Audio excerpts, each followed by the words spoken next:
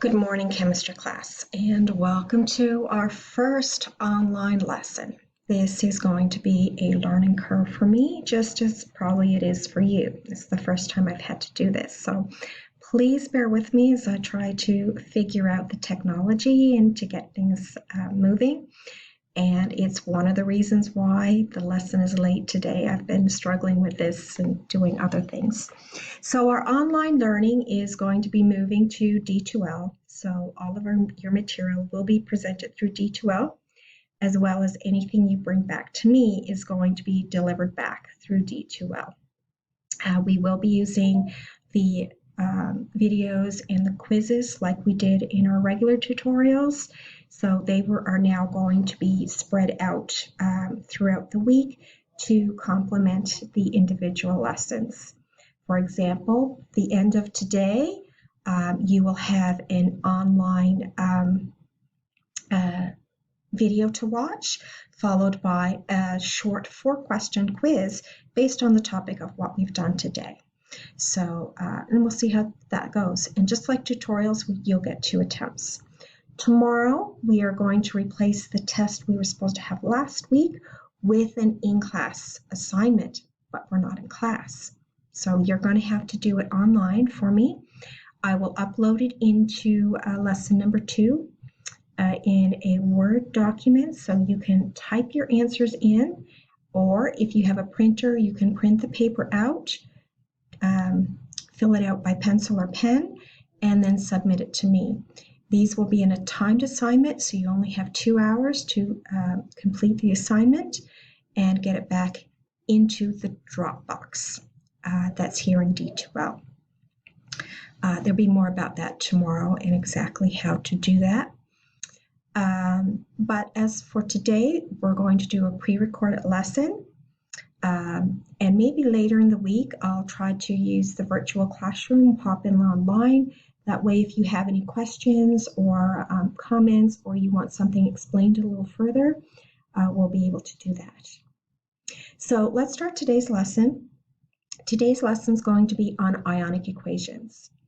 And this is a follow-up to the last lesson we did before we got broken up, where we talked about dissociation equations. If you can't remember what the dissociation equations were, pause the video now and go back and review the last section on dissociation equations. If you missed that class, make sure you practice the problems as well. Now I'm going to try to advance my PowerPoint, which it won't do. Okay. When it comes to net ionic equations, okay, we learned that in dissociation equations, we took all the ionic compounds that were aqueous or soluble in water and broke them apart into their respective ions. And a lot of the chemical reactions that take place in chemistry are in solution or they are in water. So they are aqueous. So a lot of our chemicals will have the subscript AQ. My pen is not working. We'll have the subscript AQ. By dissociating all the chemicals that have AQ, we can develop something called a total ionic equation. Okay, so in the example I have showing you here on the screen, we have 2 NaCl. Come back. It disappeared. We have 2 NaCl aqueous reacting with lead 2 nitrate aqueous to produce 2 sodium nitrate aqueous and lead 2 chloride solid. So when we are asked to write the total ionic equation, we want to see what ions are present in this reaction. So what we're going to do is every aqueous compound we're going to rewrite it as its respective ion. So when we see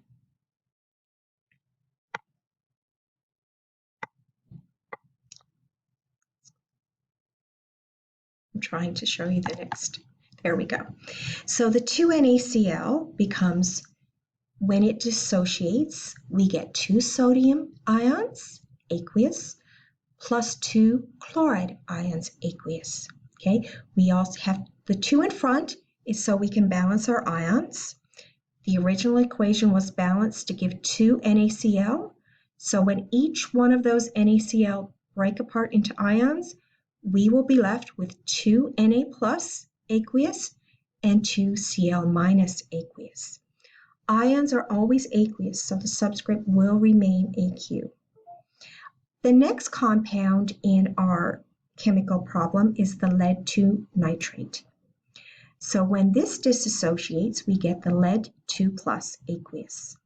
Now you might have to do a little bit of math to figure out that it's lead 2 plus.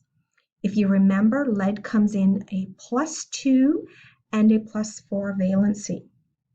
So you have to do the math like we learned in Unit 1 to figure out if it's lead 2 or lead 4. In this case, it's lead 2, so we write the ion as lead 2 plus aqueous. Then what is also produced when it dissociates is 2 nitrate ions. The 2 in this case comes from the subscript in the original formula. The formula was PbNO3 twice. So when it dissociates, I'm going to get 2 NO3 ions. So that's why I put the 2 in front, telling me I have 2 nitrate ions aqueous. Then when we look on the other side of the arrow, we have 2 sodium nitrate aqueous. So when this aqueous compound dissociates, we get 2 Na plus. The 2 in this case comes from the number in front of the nitrate, the one used for balancing. 2 Na plus aqueous plus 2 NO3 aqueous. I had 2 sodium nitrate, so when each one of them breaks up, I will get 2 sodium ions and 2 nitrate ions. So that's why I have the 2 in front of my total ionic equation. Then my last compound is lead 2 chloride, solid. Remember, solid do not break up into ions. So we do not break it into ions. We write it exactly how we saw it originally, lead PbCl2 solid. This is my total ionic equation.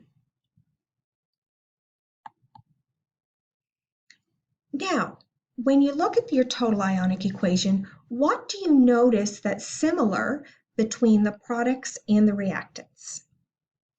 And what you should notice is that there are 2 sodium ions on the left of the arrow and 2 sodium ions on the right.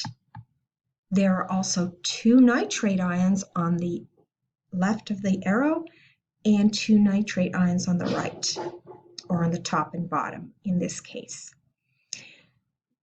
These are ions that did not change from the original reactants to the product. They are exactly the same as when we started. There's a special name for these ions, and that's the spectator ions. Ions that do not change from the reactants to the product. It's kind of like when you go to a football match. If you're the spectator, you're sitting in the bleachers, you're watching. You are not part of the game. You are spectating. And that's what these spectators ions are. They are not involved in the overall reaction. They are just floating around doing their thing. So the spectator ions. So in a total ionic equation, I could ask you to identify the spectator ions. These will be ions that are on the reactant and the product side in exactly the same form. So if we want to look at, okay, I had the total ionic equation, but what is the real reaction that's happening here? We can now look at what's called the net ionic equation. And to get to the net ionic equation, we cancel all the spectator ions so that we can identify what's left. So the sodium on the left and right got canceled. The nitrate on the left and right got canceled because they are exactly the same. But you will notice that there's no chloride ion on the product side, just as there's no lead ion on the product side. It's in a different form, so we cannot cancel those. So then when we write what's left over that that didn't get canceled, we get 2 chloride ions aqueous plus the lead 2 ion aqueous, producing the lead 2 chloride solid. So this is the net ionic equation. It's the equation that tells me exactly what's being made in this chemical reaction, or exactly how the lead 2 chloride was produced, using 2 chloride ions and 1 lead 2 ion. Make sure it's balanced. Make sure it cannot be reduced, such as it's not all 2s. So make sure you have all the states in there and all your ions have the correct charge. This is your net ionic equation. You will have to write those as well. You will have to write the total ionic equation given a chemical reaction. You will have to cancel the spectator ions, as I've done at the top of this screen, and then you write the net ionic equation by what's left over. Sound easy enough? Okay, let's see in a second. But what would happen if all the reactants and products are aqueous in our total ionic equation? Okay, look what happens when I begin to cancel the spectator ions. Everything is canceled. We call this no reaction because the ions that I had at the beginning of the reaction are the same ions I had at the end of the reaction. So if all your ions cancel, it means no reaction. The ions remain floating around in the solution in exactly the same format that we started with. So that's called no reaction. So that could be a possibility at times as well. So let's try this example here. So for the following reaction, magnesium chloride reacting with 2 sodium hydroxide, producing magnesium hydroxide solid and 2 sodium chloride. Why don't you pause the video now and write the total ionic equation, and then cancel your spectator ions, and then write the net ionic equation that you have left. So pause the video now and practice this yourself, and then when you get your answer, press play again, and I will come back with the correct answer. So when you wrote the total ionic equation, you should have had something like this. Magnesium 2 plus aqueous plus 2 chloride ions, because it was MgCl2, plus 2 Na plus ions. The 2 now comes from 2 NaOH. So it gave me 2 Na plus 2 OH ions. On the product side, my magnesium hydroxide stays as whole. It's a solid, so you should not have broken that up into ions. And the sodium chloride you should break up into 2 Na plus 2 Cl minus ions, aqueous. So that would be the total ionic equation. Now to get the net ionic equation, I have to look for the spectator ions. I'm looking for ions that are on the left side that are identical to those ions on the right side. I cancel them. It's only the chloride this time, and the sodium ions cancel. I write down what I have left, and I get my net ionic equation. I'm running out of time, so I'm rushing a little bit, but you can slow the video and pause it wherever you want. Now, do the same for the aluminium plus copper 2 chloride, giving me aluminium chloride and copper solid. This time, your total ionic equation should have looked like this. Pause it and the video and try for yourself. Then restart the video when you have your answer, cancel your ions, and then write your net ionic equation. Okay? There are some questions on your worksheet you can practice.